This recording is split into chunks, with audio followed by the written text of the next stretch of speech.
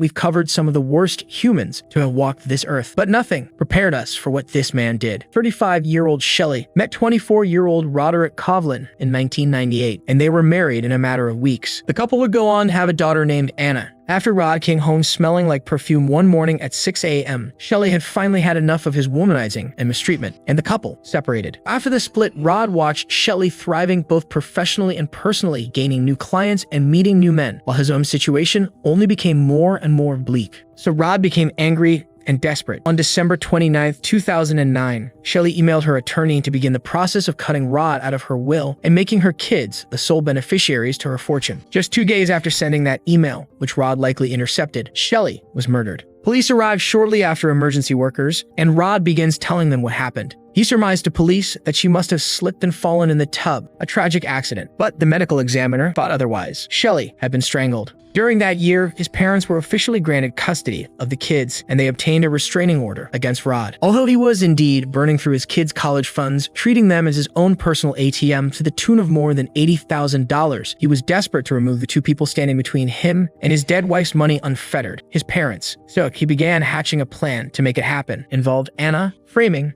her grandfather for his daughter called him and said, "Daddy, I couldn't do it." On June 25, 2013, Rod drafted a message, pretending it was written by his daughter. He placed the message in her email drafts folder, framing his daughter for the murder of her mother. Rod was hoping that investigators would come across the message sitting in his daughter's account. They did, but they didn't buy it. In March of 2019, after a 9-week trial and 2 days of deliberation, the jury found Rod Kovlin guilty of the second-degree murder charges he was facing. He was sentenced to 25 years to life.